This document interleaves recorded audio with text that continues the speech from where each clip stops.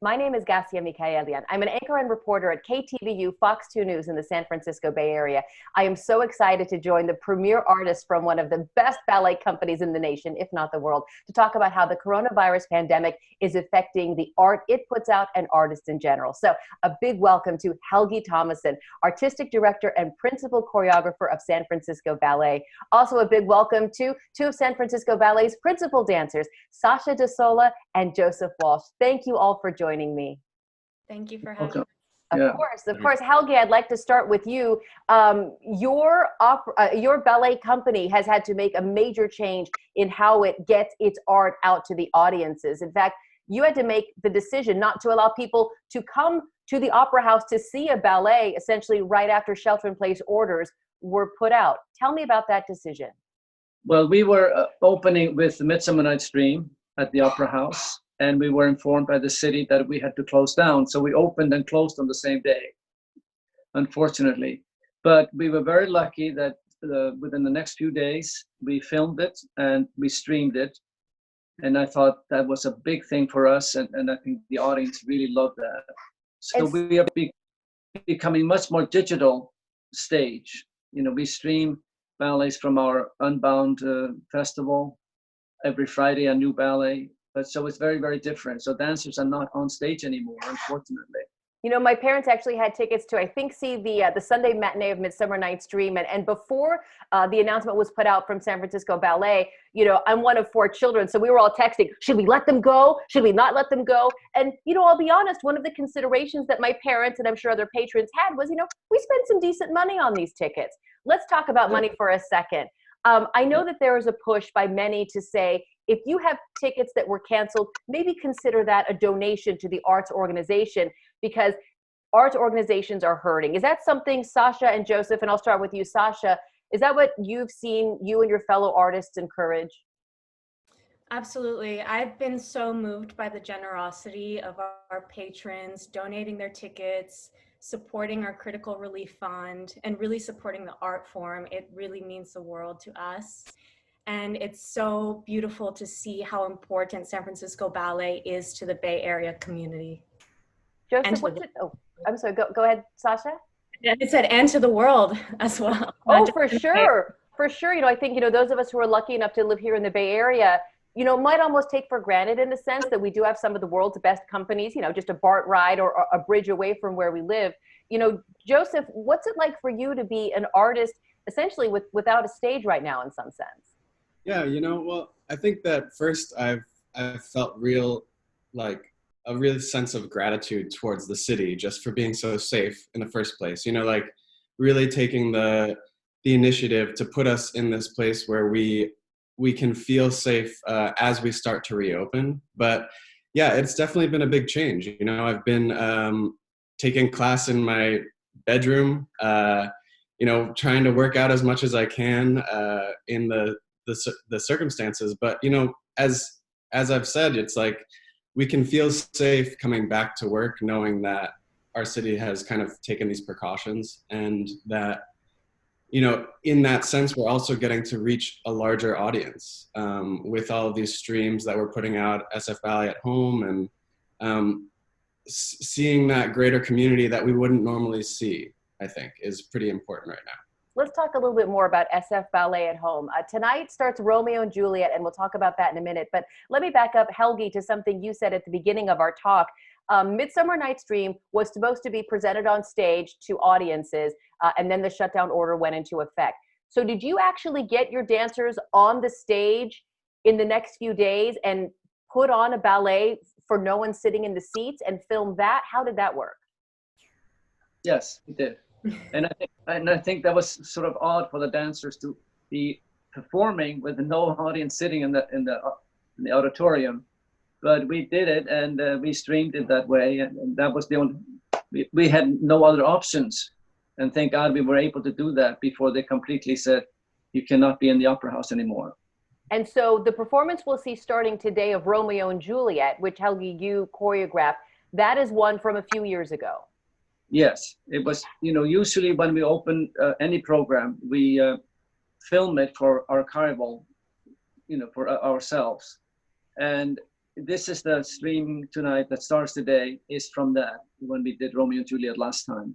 And Joseph, you're prominently featured in tonight's Romeo and Juliet.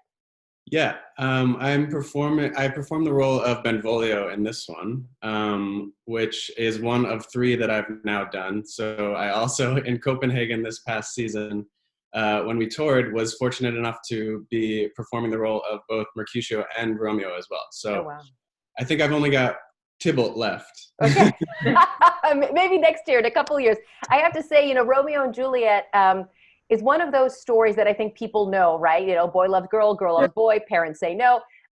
It really does bring together so much of what I love about ballet onto the stage. I love the deepest of despair. I love, just these moments of joy that seem stolen from real life. And almost more than anything, I think the music is incredible in Romeo and Juliet. So, I don't know, Sasha and Joseph, if you want to talk a little bit about, as artists, what you feel on the stage while I'm in the seats crying, tell me a little bit about, whether it's Romeo and Juliet or another favorite ballet, what that means to you. So Sasha, let's start with you.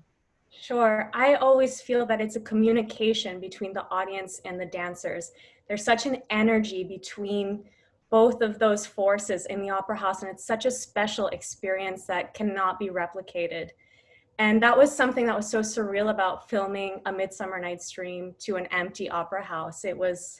You didn't have that same energy, that same exchange, and you had to basically imagine that exchange and try to portray that through film, which is a different medium for us.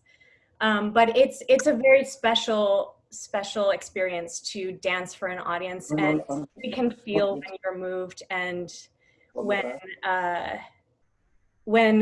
a ballet is really affecting the audience, and it's such a special feeling. Joseph, have you performed to an empty opera house, or no? You've only been there with actual people. I was sitting there. I was fortunate enough to perform to the one audience for opening night of Midsummer Night's Dream. So that was a really special night. We had kind of found out just as the performance was starting what we would have to kind of face post-performance. So I really took that like deep inside and just kind of gave everything I had for that performance, and it was wonderful. But I was fortunate enough to be in the audience for the filmings that I saw Sasha and my other colleagues performing, and it was hard not to clap, but I think it kind of gave a sense of that like ghostly absence that we're all kind of feeling now. But for something like Romeo and Juliet, I think that it's also about the people that are on stage that create that community, that kind of sense of accomplishing the story. So what's difficult sometimes is when you're rehearsing in the studio and you're all by yourself trying to act like Mercutio dying and looking at the crowd around you, and it's tough. But then when you're surrounded by your colleagues, it brings it back, and you can kind of really create that story. Let's talk a little bit about the future of San Francisco Ballet and other arts organizations. Then we'll come back to ballet itself. Helgi, how much have you thought and how much progress have you made on the idea of reopening your ballet company to in-person audiences? Well, I can tell you we are constantly thinking about this. What can we do? And it's so much unknown what we can do, what we are allowed to do. So a lot of it depends on what the governor says and what the mayor of the city says. So until I know that, we are planning, of course, we would love to come back as soon as possible, full force.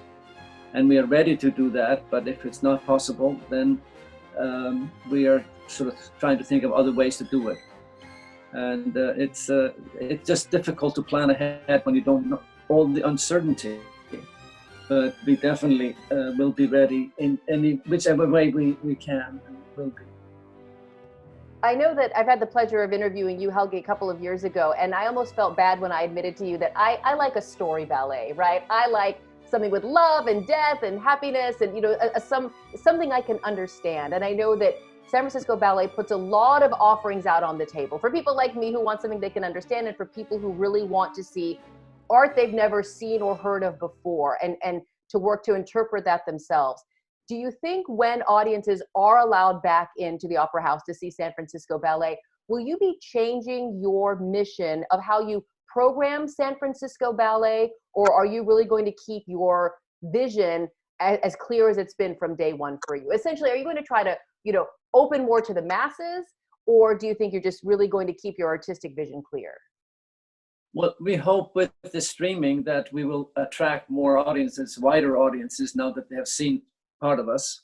But obviously, for next year's program, I'm trying to bring some of the ballets back that we were supposed to do this season, like Midsummer Night's Dream again, and a few other things. And in the meantime, to do a full-length ballet, story ballets, it takes a lot of money, and it takes a lot of time to prepare, usually about 2 or 3 years in advance. So, I'm thinking of everything here. Yeah, you have a lot on your shoulders. Sasha and Joseph, you were both in Sleeping Beauty, right? Yes. Yeah. I loved Sleeping Beauty. I think it was, did I see in the past year? It's funny, time and space has just, become a very abstract thought here, but I did see the most recent production of Sleeping Beauty, and it just, for any first time, ballet goer out there, it just hit every note because it had a story I knew and I could understand. It had that lavish scenery and stage settings and costumes that I understand cost a lot of money and time. But do you want to say anything to someone who might be seeing this talk now and then maybe deciding to tune in for the first time to see the offering tonight through SF Ballet at home? I'll start. Something that really strikes me is San Francisco Ballet under Helgi's leadership has always been innovative. We have done the full-length classical ballets that appeal to a broad audience, but we've also created new works, ballets that are world premieres that no one has ever seen before and that are very unique to San Francisco Ballet. And this is another opportunity for us to innovate, and by connecting with audiences through a digital platform. And hopefully that allows people to connect with ballet on a broader level. So whether they see Romeo and Juliet tonight, or they see a new work that was created in 2018 next week, it's a way for people to connect and develop their taste for what they find fascinating about the art form and about ballet. Joseph, what do you think about people who might be tuning in to see Romeo and Juliet, their first ballet tonight?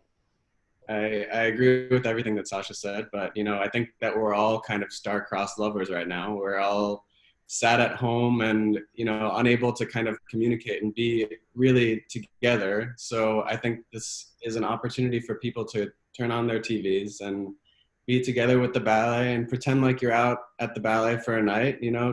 Dress up, do whatever you want. But it's an opportunity to change what we're looking at, I think. You wouldn't normally be able to see something of this stature and this quality at home for free, usually. So I think that, embrace this experience and open yourself to a new experience and kind of think about coming back in person when it's safe. It is. I mean, I've been watching, I think the Met Opera has been doing free streams of its operas from years past, and I've been watching that and really enjoying it. I know they've opened up the idea of, if you like what you're seeing, feel free to give a donation. Helgi, is that something that San Francisco Ballet is also open to, I'm sure? Oh yes, we need the support because there's no money coming in. And so I think this is something that is so important. Again, support the arts, all arts, because they're so important in our lives that I think that, it would be tragic if we just let it slip away. In preparation for this talk, I will admit to Googling all of you. And Helgi, I actually came across an old YouTube video. I think it was 1969. You're on stage, you're dancing, and I thought, I'd never seen you in that light before, right? Right. As a young dancer and a young artist, all the way to where you are now, the head of San Francisco Ballet, did you ever think that you would be confronting a crisis like the one that we're in the middle of? No, and I don't think anybody has been prepared for this. I mean, this is just, like nothing ever before. And that's what makes it so challenging. How do we come out of it and safe and healthy, and with an audience that feels comfortable coming into the theater and watch us again? I think this is something that we are struggling with, and we will find a way. I know artists are often reluctant to talk about money because it seems like art is here and money is here, but you're in the unique position of making sure that money is here so that art can be there. Is that something you're embracing? Have you had a chance maybe to reach out to other companies, either nationally or worldwide, to see maybe if they have some good ideas that you can use here at home? Yes, I've been in contact with other directors around the world, and we find ourselves all in the same situation. And it's always about that. You need money to support art and produce it. So you can't just ignore it. And we are all struggling with how do we come back? When can we come back? Dancers are asking me, when can we come back? I wish I could tell them exactly when, but I can't right now. Sasha and Joseph, let's talk about your body, your instrument. While most of us are sitting at home and maybe getting a 20-minute walk-in when we can, you guys have to keep up your physical, instrument, because when you are back on the stage, you can't just let it go. You have to keep it always in tune, even though you may not be using it as rigorously as you always are during the season. Sasha, I'll start with you. Give me an idea of what your at-home rehearsal or practice or exercise, what do you do in a day? Sure. So every day I take ballet class, which is generally in normal times, under normal circumstances. It's basically how we warm up our body and we train our technique. So I take class every day here in my living room. San Francisco Ballet and Harlequin Floors have been generous enough to donate to every professional dancer a small piece of flooring, which helps a lot because as dancers, we generally need a floor that's sprung. We need a particular vinyl covering, basically. And it's about making do with the space and the opportunity that we have. So I use a chair as my ballet bar and connect with my colleagues on Zoom and take class virtually every day. Yeah. Good for you, Joseph. Are you doing this through Zoom as well? Yeah, I do something similar. I was taking class every day, but I found that some days were better than others in terms of like the surroundings and being able to get through class pain-free, which is not easy when we're so used to like the decades of progress that have gotten our building that we dance in every day to where it is, with the floors and everything that kind of goes along with our daily needs. So I switch back and forth between ballet and a high-intensity aerobic class, which is run by the woman, Lisa Giannone, that runs our physical therapy program that the dancers go to at Active Care. And so I've been enjoying those Zoom classes as well as being with my colleagues each day. So it's important to just keep moving. Really, it's not something that anyone was ready for. So right, and it all ended so suddenly. I joked to my managers, I never thought I'd want to hug the IT guy, but guess what? I want to hug the IT guy. I can't wait to get back in the newsroom. Before we wrap this up, Helgi, let me give you one last opportunity, to sort of explain to those who may not get ballet. And it's funny, I feel like I try to, sort of, when people ask me, what did you do this weekend? I say, I saw Frankenstein at San Francisco Ballet a few years ago and I couldn't shut up about it, right? And they said, oh, ballet, really? And I say, no. And I say, I go so I can cry, right? So I can release all my emotions. And I just love the size of what you put on that stage. And if you're telling the story of Frankenstein or Sleeping Beauty or Romeo and Juliet, somehow I find a way to make it apply to me. Tell our viewers why, if they haven't had a chance to already, they do need to tune in to SF Ballet at home and see Romeo and Juliet starting tonight. Well, first of all, Romeo and Juliet is a wonderful story. It's a great music. So I don't even have to say anything more about that. I think everybody knows that story. But when it comes to more of newer ballets, abstract ballets, maybe not story ballets, think of it in the same way you listen to music.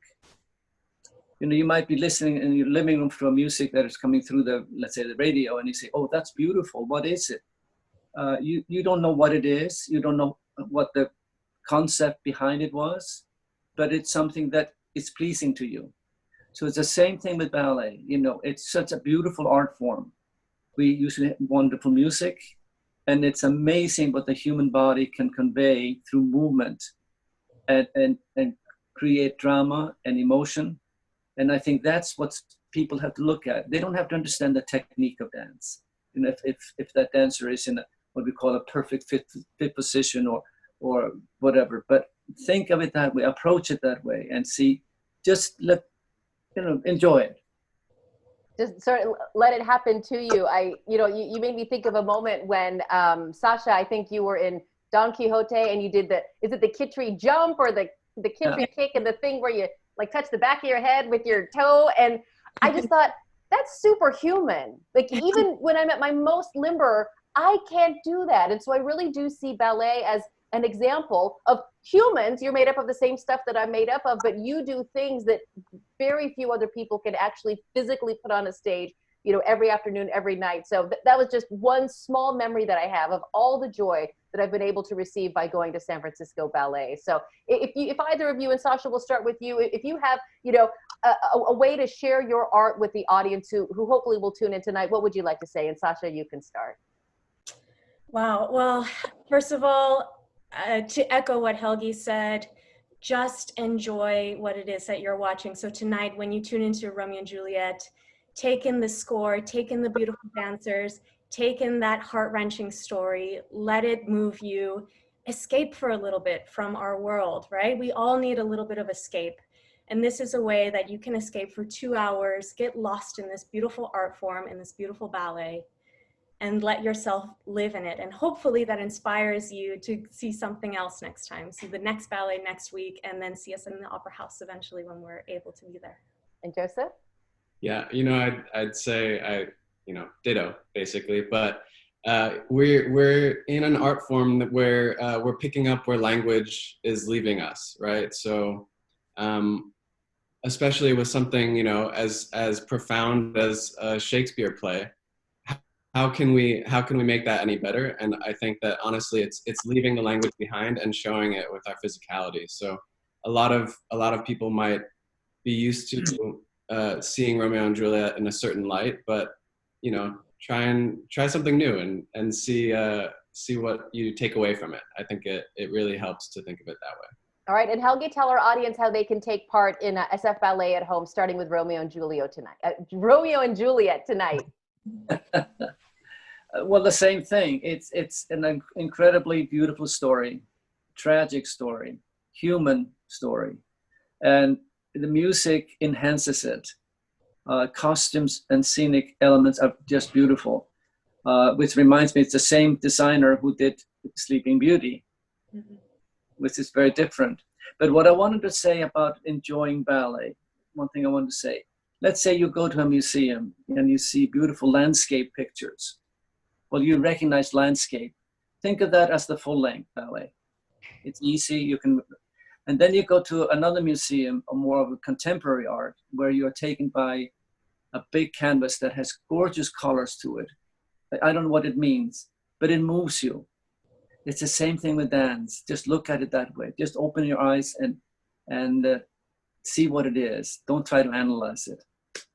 I love it. I'll do it. I'll confess, I have my tissue box ready for Romeo and Juliet tonight. So I appreciate so much you're joining me. Again, I want to make sure that people know they can start watching Romeo and Juliet tonight, thanks to SF Ballet at Home, and they'll find many more options online as well. So a big thank you to Helgi Thomason, Artistic Director and Principal Choreographer at San Francisco Ballet. A big thank you as well to Principal Dancers Sasha De Sola and to Joseph Walsh. Thank you. I look forward to seeing you on the stage of San Francisco's War Memorial Opera House just as soon as it's safe and as soon as the ballet company is ready. Well, thank you. Thank you for doing this for us. Thank you. Of course. Thank you. And for more information anytime, you'll find it at coronavirusnow.com.